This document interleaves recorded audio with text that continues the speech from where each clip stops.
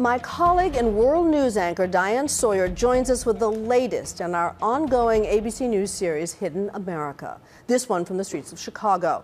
Diane, the powerful report we're about to see really takes us inside what can only be described as a hidden American war zone. It is true, but we want to say at the outset, as we know, Chicago is simply a great city filled with wonderful people.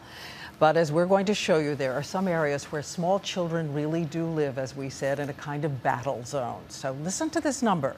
At least 419 people were killed this year across a dozen neighborhoods in Chicago, and that is more than all the U.S. troops killed in Afghanistan this year. The cause, rival gangs creating anarchy, and so Nightline and World News decided to try something different, something unprecedented. We gathered 38 members of rival gangs, past and present, from Hispanics to their black rivals, to talk about the slaughter and how to make it stop. Tonight in America, tens of thousands of children are living in a war zone. One of them is a little boy named Ralph. Hey, Ralph, it's Diane. Ralph is an irrepressible force of nature. That's it. He is also a child who pulls down the blinds in case someone shoots into his living room. I really don't go outside. Just scared. Or is they gonna shoot me or stab me? He hears gunshots day and night. You see the alley? It be gangbangers running and shooting. It was a gunshot that killed his grandmother, who was just standing outdoors. This is my grandma. And it says, "Rest in peace," for your grandma. We used to eat watermelon a lot, and we used to eat noodles a lot. Every time she used to fix me something, we used to share it, and I love that. So Ralph has a plan to keep his mother safe. On the front door, gates, a padlock, bolts. On the back door, bolts, a bike in front of the door, a trash can wedged against that, and a chair against the trash can. Inside his fortress, he says someday he plans to be a superhero. Hey. Named Ralph. And I'm gonna change this city into a new city by taking all the guns out of the city. Like the guns that killed 10-year-old Julian's big brother, Manny. My brother was shot and killed Halloween night at a gas station when we went to get a can of Coca-Cola. Your brother was paralyzed. Yes. Did you go to see him? Yeah, I went to see him a couple times. But my brother, he wasn't healing up right, so it was a really tough decision for my parents to make, but they decided to let him pass. Did they talk to you about it?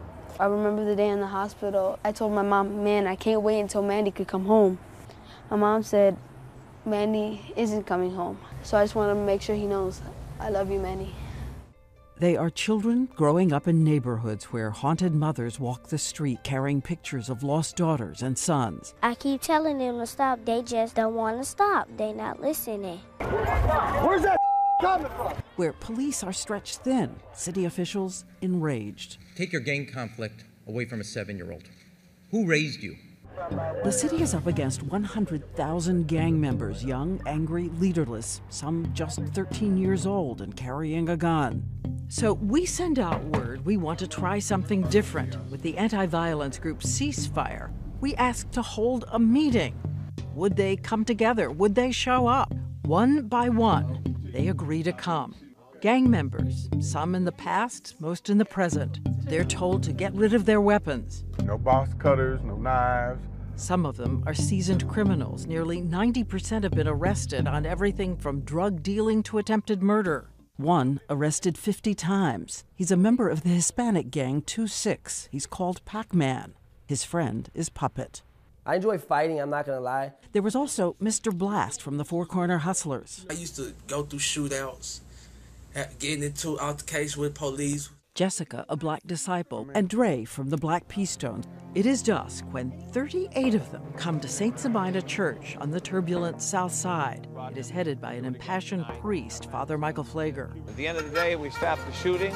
I'm the happiest man in the world. And the head of Ceasefire Illinois, Tio Hardeman, makes it clear this is an unprecedented event. We had guys from the South Side, West Side, and the Latino community. People who might be shot if they invade each other's territory. Walk in and sit down. Thank you. We know they are suspicious of us and each other. We tell them our purpose, find one concrete action that night that can help stop the violence. There, too, my ABC News colleague Alex Perez, who grew up in these neighborhoods. And so the meeting begins. We pose the question.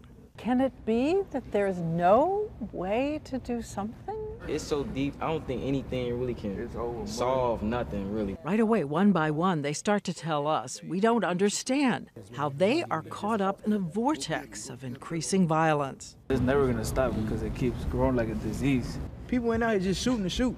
If they shooting, they trying to kill you. And kill you over something as petty as an insult, a text. Revenge.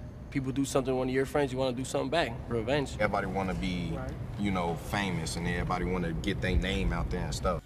And the biggest name out there is a 17-year-old rapper named Cheif Keef, who's signed by a major record label, Interscope. But police say they arrested him for pulling a gun on an officer. His YouTube video has received 17 million hits.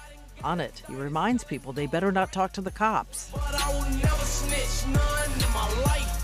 And remember, he's talking to kids who say they can get guns as easy as a bag of chips. How many here think that they believe that they could be that voice to try to put somebody in check or say, man, you don't want to do that? But not everybody does. If you finna go shoot somebody and I step in your way and you real heated like you want to shoot them, you're going to probably shoot me to get out your way so you get to the next man. What would happen if instead of grabbing that gun, you waited an hour? An hour could be your last hour. You ain't got time to think here. You gonna be the prey or you the predator? You're gonna be what? The prey or the predator? Which one you gonna be? And when we come back, we take you inside some of their lives outside this room. Help us. Help us try to be better. The impassioned into the night. We don't need Diane to come up in here and say for us what we need to do as a people.